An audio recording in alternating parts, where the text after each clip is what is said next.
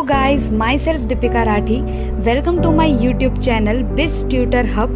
So guys, आज हम समझेंगे difference between international finance and domestic finance. So let us go with the flow.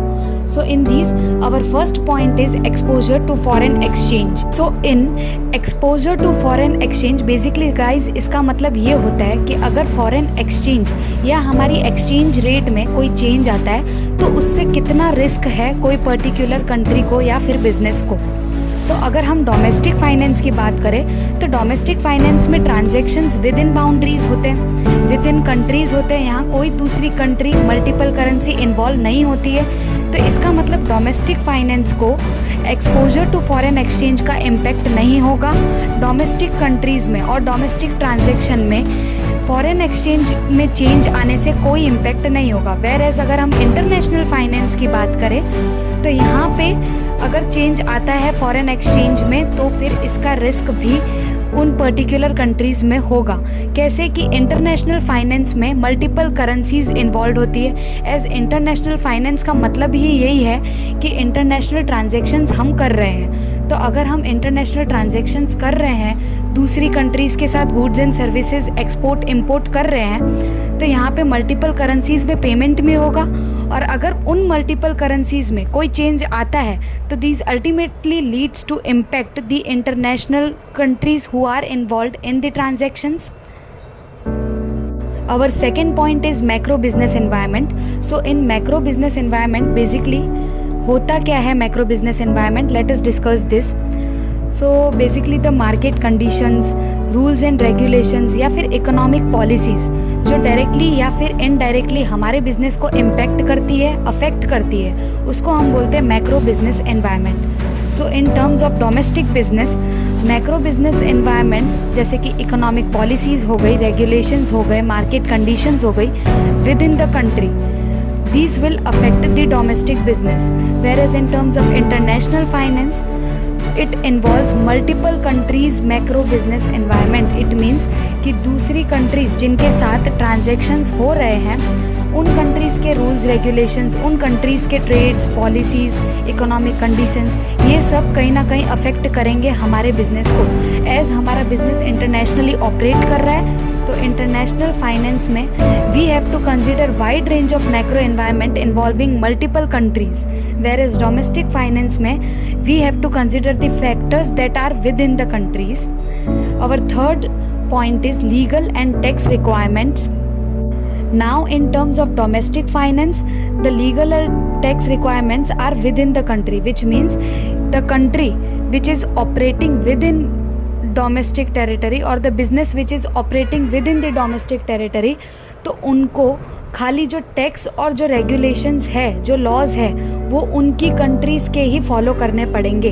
Where as international finance में जो tax, जो rules regulations, जो laws है वो उनकी खुद की कंट्री के, whereas different multiple countries जिनके साथ वो ट्रांजैक्शंस कर रहे हैं, जिनके साथ वो बिजनेस ऑपरेट कर रहे हैं, सारी कंट्रीज़ के tax and regulations they have to follow.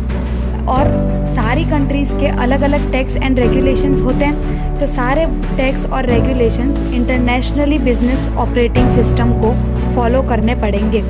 Where as domestic finance में उनको विद इन एक सिंगल कंट्री के ही टैक्स एंड रेगुलेशंस फॉलो करने होंगे। Our fourth point is stakeholder group. Now in domestic finance हमारे stakeholders within country के ही होते हैं, जिनके कल्चर्स, नॉर्म्स, बिलीव्स सब विद इन कंट्री के होते हैं और विद सेम होते हैं। जैसे कि एम्प्लॉयज़ हो गए, कस्टमर्स, सप्लायर्स, लोकल कम्युनिटीज़, ये सब शेयर होल्डर्स, ये सारे डोमेस्टिक फाइनेंस के विद इन सिंगल कंट्री के होते हैं। Whereas in terms of international finance जो हमारे स्टेक होल्डर्स होते हैं वो ब्रॉडर रेंज के होते हैं, वो डिफरेंट कंट्रीज़ के होते हैं। जैसे कि अगर हम एम्प्लॉयज़ की बात करें तो इंटरनेशनल फाइनेंस में अगर हम आउटसोर्सिंग करते हैं तो एम्प्लॉय डिफरेंट कंट्रीज से हम चीप रेट में अक्वायर करते हैं, तो वो एम्प्लॉय के रूल्स रेगुलेशन में भी their cultural beliefs all are different. So stakeholders matters here.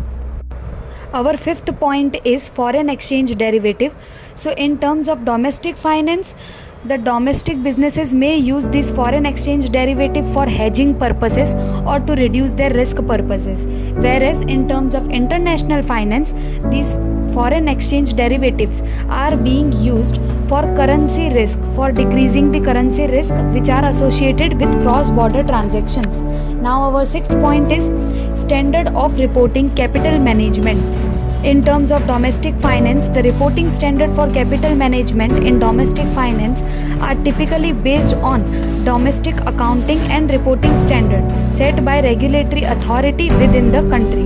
Whereas in international finance, companies operating internationally may need to adhere to multiple reporting standards which may include international accounting standards such as IFRS or GAAP, that is generally accepted accounting principles. So domestic finance में एक ही country के principles और accounting standard हमको follow करने हैं, where as international finance में हमको multiple countries के accounting standards and accounting standards follow करने होते हैं. So in summary, while both domestic and international finance involve managing financial resources, the key difference lie in the exposure to foreign exchange, macro business environment, legal and tax requirement, stakeholder group, etc. Understanding these differentiation is very crucial for companies operating in globalized economy. So guys, I hope मेरा video आप सभी को पसंद आया होगा. Thank you for watching.